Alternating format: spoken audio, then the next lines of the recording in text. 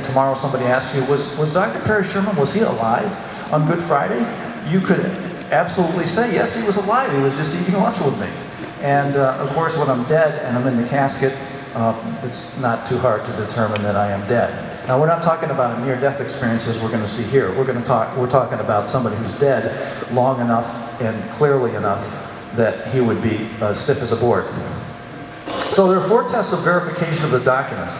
The first one is the number of manuscript copies. If there's more copies surviving from the ancient world, remember these things were written on papyrus and animal skin, things that decay over time. And if there's enough copies surviving from the ancient world, a lot of them, then you can be fairly sure that you reliably have you can reliably recreate what the original document said. If you have less copies, then you can be less sure. So if you have one scrap or one copy of a writing of somebody, then you are less sure than if you have 100, say.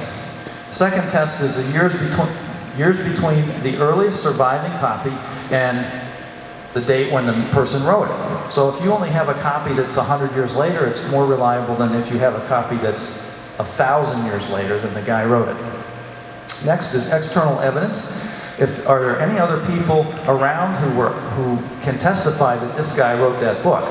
That's external evidence, and that's very important in establishing the reliability. Internal evidence is the internal consistency of the document. Are they recording facts? Are they saying that they're eyewitnesses? And is it consistent with what you would expect an eyewitness to know? The benefit of the doubt, by the way, goes to the writer. I don't find a document from the ancient world, oh, this is Tacitus, he's writing history of Rome, but I'm not really sure, even though it says he's Tacitus and there's no reason to disbelieve it's Tacitus writing it. Maybe it's Joe Funk writing it, a Chinese traveler, and he's just making things up. You don't assume that the document is wrong. You assume that it's right unless you have some reason to disprove it. Number of manuscript copies. The reason I have the drum roll is because it's fantastic for the New Testament. You can see that this is just a typical other documents. I could put many others on there, but they're all around 10, 20, less than 100 documents. You can see Caesar's writings, there's only 10 of them. You can see that Tacitus, there's only 20. Herodotus, there's only 8. Tacitus, Roman historian. Thucydides is a Greek historian. There's only a few documents that survive to the modern era, that people have actually copied manuscripts, and we actually have copies of them. This is before the printing press, so you can, of course, disseminate things now. But the Iliad is the closest thing, with 643 surviving manuscripts, to the New Testament, which has almost 25,000. So which one's more reliable here? This is kind of like the Verizon commercial, you know. Which one's more reliable, right? Time between earliest manuscript and surviving manuscript and the writing. As you can see, all these other documents, you look at Thucydides, it's 1,300 years. You look at the Iliad, it's 400 years. Plato. People study Plato in college and they read it. Nobody ever tells you, well, I'm not sure, I don't know if Plato really wrote it because the earliest copy we have is 1,300 years after Plato lived. Nobody doubts that. But look at the New Testament. There's only a number of decades between the earliest manuscript we have and the actual books of the New Testament. So if you were going to say anything's reliable, it would be the New Testament. Now here's some detailed things. I'm not going to go into the weeds here, but you can come and ask me afterwards. But as you can see, here's Homer's Iliad, written 800 BC. The earliest copy is from 400 BC. Here you have Josephus, I mentioned before, lived 71 to 110 AD. His earliest copy is in the after 1000 AD, so that's a 900-year gap. Only 120 copies. You have Caesar's Gallic Wars. He lived in this time frame, 100 to 44 BC. The earliest copy we have is from 900 AD. It's a 1,000-year difference, and there's only 10 of them. So you can see the typical numbers of documents. Now you look at the New Testament and you have it written between 50 and 100 AD, all the books of the New Testament written in that time period. You have a fragment of the book of John, which is within, I'd say really this is within more like 30 years of when the book was written. And you have entire books of the New Testament within 100 years. You have the entire, almost all of the New Testament within 150 years. And within 200 years you have the complete New Testament. And I'm just putting down the Greek manuscripts, 5,366, but you can see number of copies and time gap. It blows everything else away.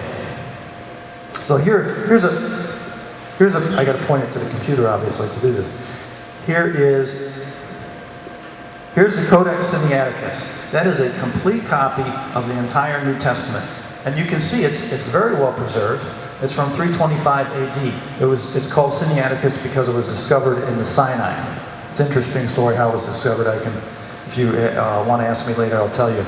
These monks were just throwing papers into the fire to warm themselves, and this archaeologist was there, and he noticed, wow, these are interesting.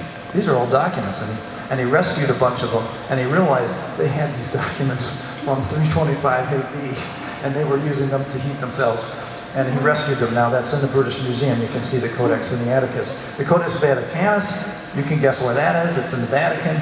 It's from 325 to 350 AD. Now this is not a Greek text, this is a Latin text. Complete copy of the New Testament. Here is the John Rylands Papyrus number P146, I believe, or 142, and that's from 90 AD. That's a copy of the book, that's a piece from the book of John, and it's got writing on the front and on the back.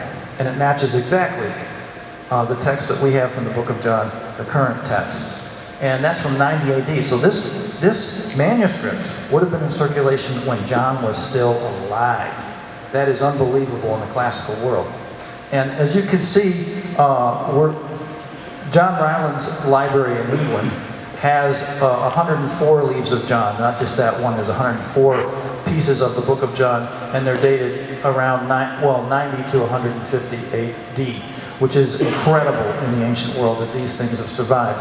So you can see, I'm just putting some other manuscripts. I won't go into them in detail, but by 200 AD, you've got a man by name Tatian of Assyria. He is 160 AD. He's already putting together a harmony of the four Gospels, putting them together in chronological order. And there's the Codex Vaticanus there and other documents. I could show you, let's see, oh boy.